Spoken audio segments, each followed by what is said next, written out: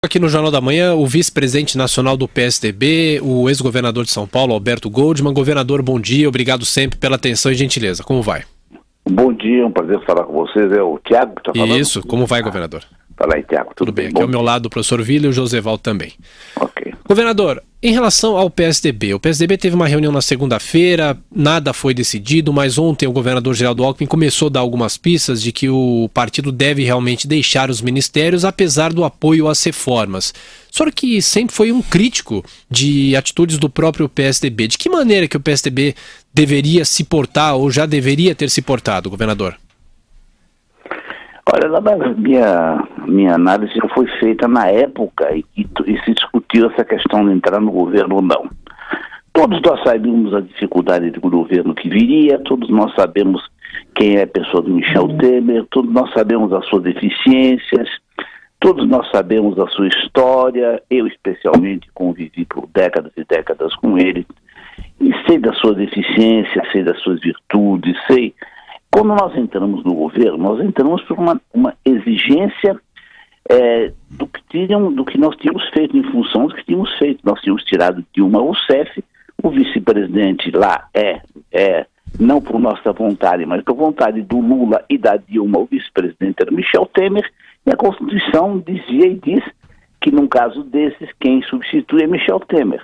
Ele assumiu, portanto, a presidência da República, e nós entramos no governo porque era a forma de ajudar o país a sair da imensa dificuldade em que ele está, e posta exatamente pelo grupo que esteve no poder, no qual até o Michel Temer também fez parte.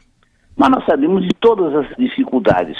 Entramos, estamos vendo as dificuldades todas que estão se dando, estamos enfrentando essas dificuldades do jeito que pode, estamos participando e ajudando.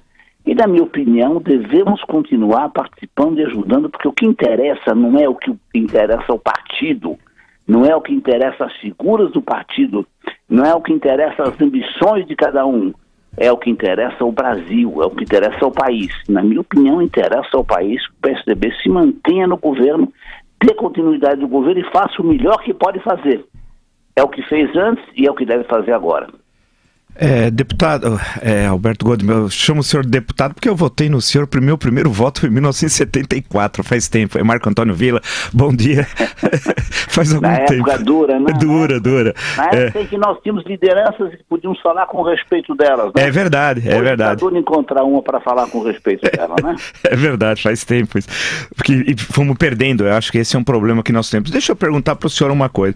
O senhor disse que conhece de há muito, há décadas, o senhor Michel Temer, conhece suas deficiências, a sua história. O senhor não ficou horrorizado com a mala? Dizem que há malas que vêm para o bem, não sei, né? Mas com aquela recebida aí pelo Rodrigo Rocha Louros, aqui pertinho da Jovem Pan, de R$500 mil, com aquela gravação no Palácio Jaburu, já às 22h40, do tipo de conversa, isso não causa... Isso é a primeira questão em relação às atitudes pouco, para ser educado, pouco republicanas do presidente.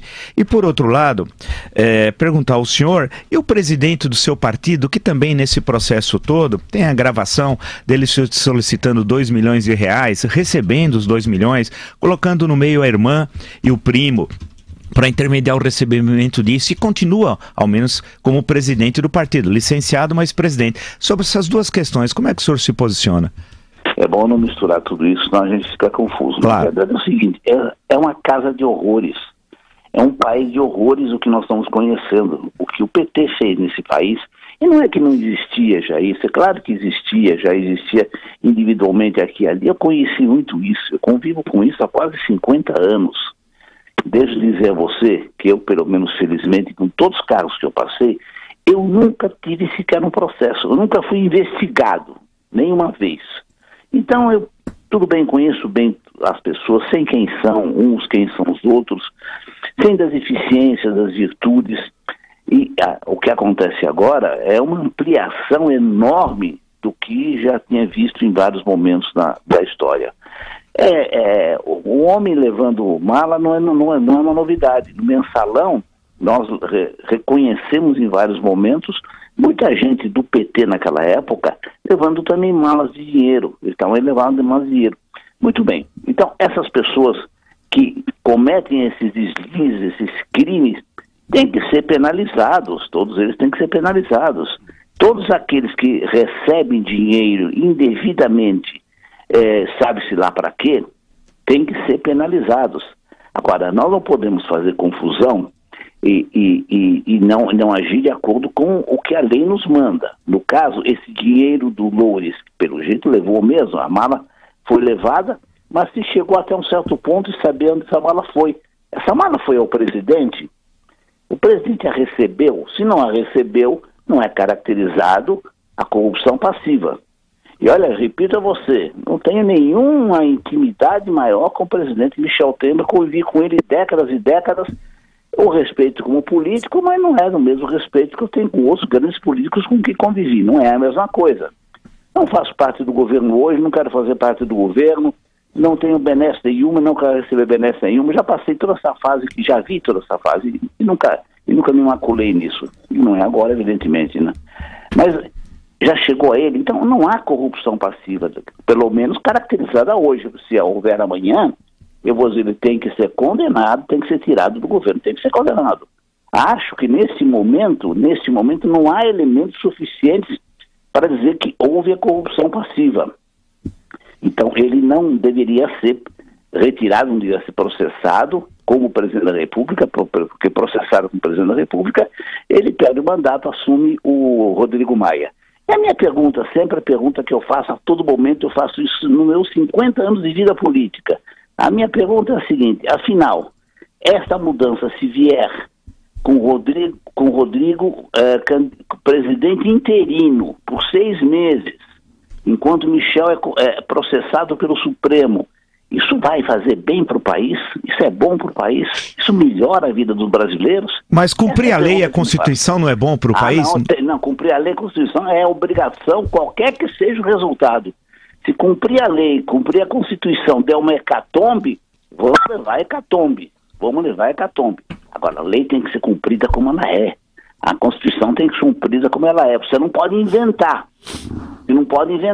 Se alguém vai ser condenado, se alguém pode ser condenado e vai ser processado, ele tem que ter nós somos indícios, provas reais, concretas, sim, de que ele ficou com dinheiro, de que ele levou dinheiro, que ele fez uma negociação com o tal do Joesley, que ele pediu dinheiro a ele. Isso tudo não está configurado na denúncia. Sim. Não está configurado. Agora, as atitudes do presidente Michel Temer, receber o cara à noite, fazer aquelas conversas todas que faz, isso tudo para mim é um desastre, e é um desastre que eu diria que muitos políticos têm feito isso muito sistematicamente, mas isso não justifica a atitude de um presidente da República. Eu, do ponto de vista político, eu acho que é um desastre. Agora, do ponto de vista jurídico, constitucional, legal, acho que não tem elementos suficientes, sim, para condená-lo neste momento. Nesse momento. Ele vai ser processado, sim. No momento que deixar a presidência, ele não tem mais foro, não é mais presidente, ele vai ser inevitavelmente processado de qualquer forma, não vai mudar isso nada.